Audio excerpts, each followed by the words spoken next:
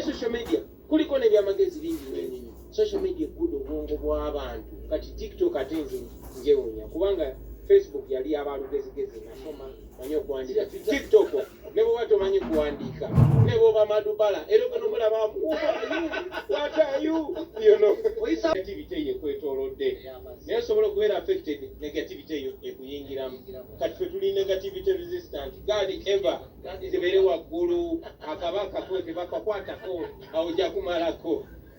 We are with the ghetto. The ghetto is with us today. I'm talking to Nubian Lee and Bobi Wine. Dan Magic dropped a song this very week, Nalumansi. That's because we expect a video for that song by I don't know. Dan Magic, do we? We shall sit as a team and we see particular team. Yeah. and see. Looks like this year is going to be more of entertainment, more music. More everything. Let's anticipate. More everything. I'll say, yeah, this year. Naffe tunyiga about provoking no gane mwe. Do abanja music ogane baba no. Do you know this one? Kakati baba provoking ne bagamba twagala music nga tubawayo. Tetunaba era mbaba subiza. Twatutemu ne team ne tugana nayo bantu akitubongerayo. So lwakuba tukyali mu kisibo twagala ku respecting abaganda b'abasiraamu. Ekisibo bwe kiba kigwako tujja baba bikayoko. Someone said if it was a love song, Nubian Yanni, but this one is not a love song. Saying that about the Kamuan, Nubian about them one. I don't know much. I like Hajat. Nalumansi mulimu enwano another. Gazo bulungi. Oja kulira muno.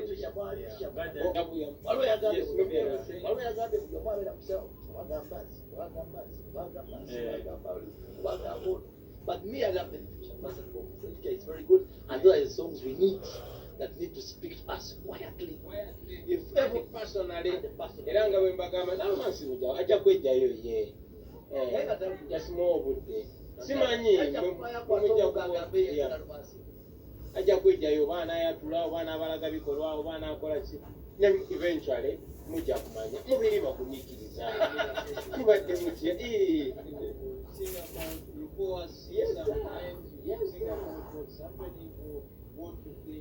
Let's talk about Firebase. Yes. This is Firebase.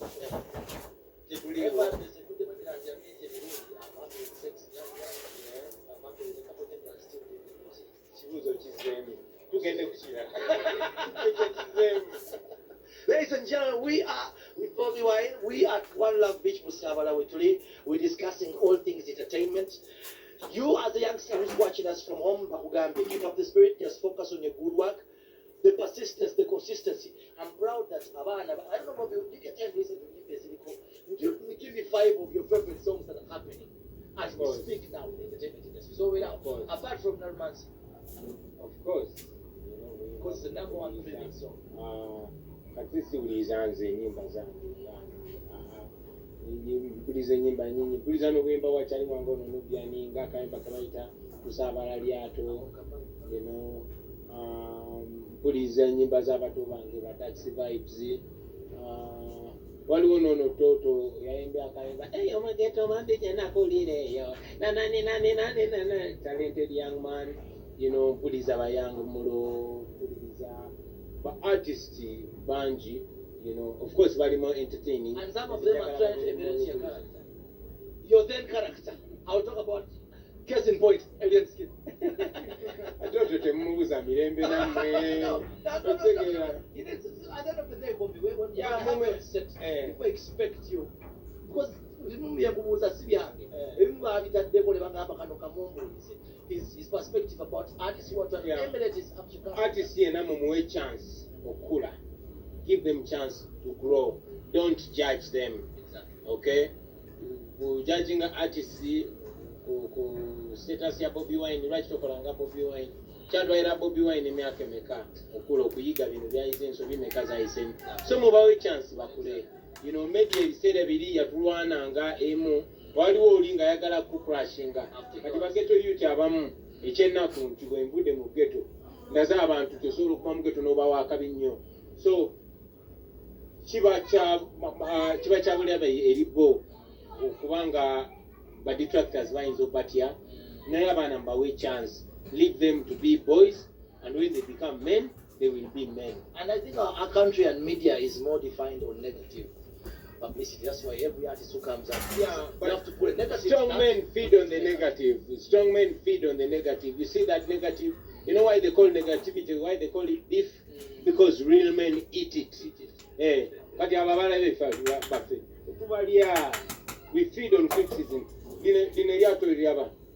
Bitambula kati naye bwe wabaawo amayingo ng'agakola buli werikuba ku mayingo libuuka ate ne lyongera speed okitegeera.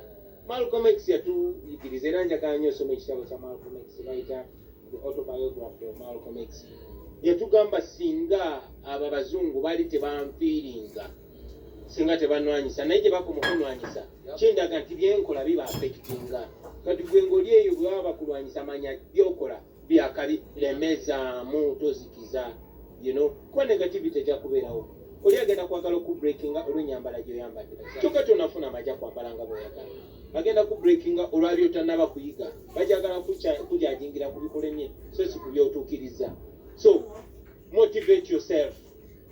Be your own source of confidence. Feed on negativity. Yeah, eat it. Grow big. I will have to let Bobi Wine go. He has a couple other people waiting for him. I won't have to take much of his time. But ladies and gentlemen, we are still at One Love Beach. I'll take you through Mulabeko Boyfanana, Mulabeko Kinyiria. But before I let you go, Bobi Wine, we miss you musically. I guess you're stepping back a bit. Unomwaka, more music coming out.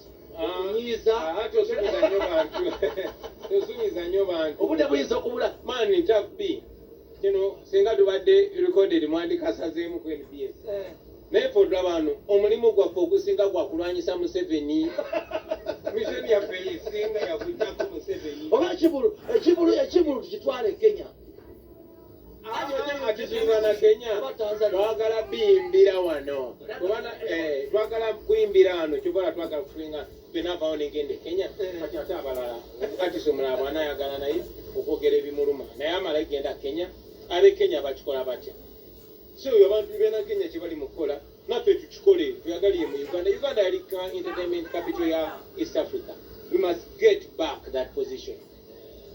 Uganda is the league of entertainment. Yes. You only mentioned Dax Vibes, you mentioned Nubian Lee's song, and you mentioned another young man. Do you even get time for TikTok? Kati olaba abaana bange banyingize ba signing up ku TikTok. Muwala wange Shalom kati artist abamu kati Solomon yandaga alien skin nagamba waliwo omuyayi. So abaana bange bibandaga ebintu ebimu kuba kati batoto bakuze sometimes ndowooza nange. In my own perspective as an artist and a leader, I think the algorithm that we see in Gawano is a distractor. It can be distractor. Yabasko story chinaye. Mwana ndiku TV boy, ndiku TV sokonekemu. Chachiwu. Sorry. That's the boy. Yandinyize mwana muntu eragira ko kuba muri ku TV temutubonga ko. Wado inachombuzisa sorry. Algorithm ya TikTok. Content on there. To me, I find it a bit destructive. Some people are, because Bakola research, the Chinese made a research recent, and the Bakola research in Ubagenda from America, Abana Basinga Bagala with about influence, Ubagenda from China, so I need a distraction in my It can be a distraction. Social media, because the charm of Indio, Katabana Bafe, Miaka Kuminena, Kumineta Nonga Inesimu, you know. So, tulina obulabe bungi naye nga abazadde ngaffe abaana oli muzadde kitukakatako maanyi okugaidinga abaana baffe.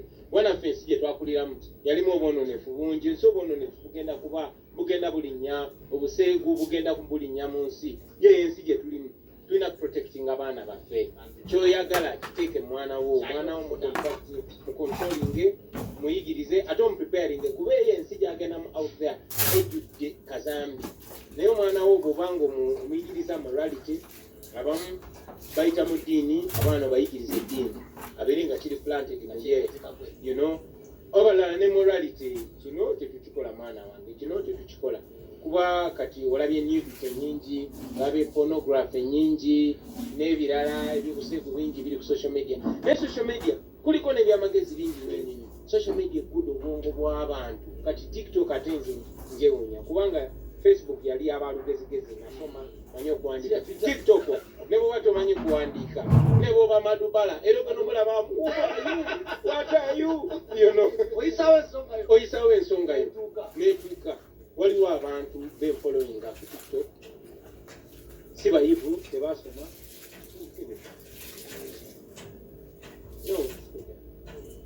simanyi tuli live so it can be a distraction. It can be a distraction. You have to be very careful. But maybe Nubian can give a thought. You have kids, yeah? Yeah. And you know how distracted you are. Yeah, I Give me know. your perspective.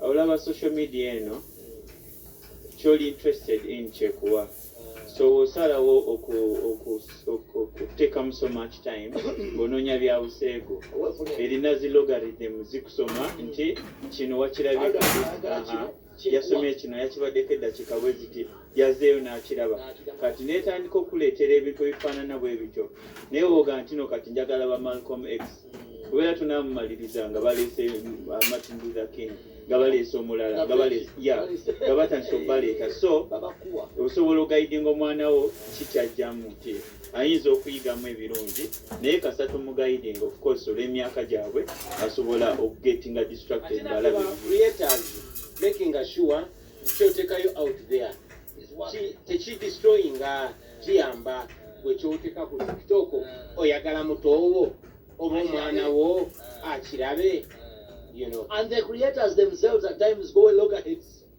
Olina azala wa muneno gamba come on. Really? Olina akuba muneno ga come on. And these are influential figures in the family, especially the lady creators. At times they use it with the family. Nga bwe ngambye munsi kirungi n'okola kyoyagala bakole n'okola kyoyagala oli proud of kyokola oli proud nti newe kikomawo omanyi internet era newe kikomawo emyaka 10 from now ojja kubeera proud abaana bo bagambe mwenze mundawe nali ku myaka gino Anyway. So it's the only advice that I can give now. It's a free world. You more communication. It was nice talking to you, Bobi. Right? A pleasure talking I'm to happy you. every other day I get this state of entertainment address. Definitely, man. You're always welcome. And of course, Nubian, it's always nice to have you, my brother. Please, that one other song. Yeah. But I think Nubian is okay to perform. Please, people, you're watching us. I think Nubian is okay to have a song. Because Nubian is not Bobi Wine. That's in my perspective. True that. We should... When we return, we shall be having a one-on-one with Sir Dan Magic. He's a producer. Many of you spoke. Others criticized. Others embraced the new song, Nalumansi. Let's get to find out. Dan Magic. And the other songs he has done even before. He's a man with a sound intellect.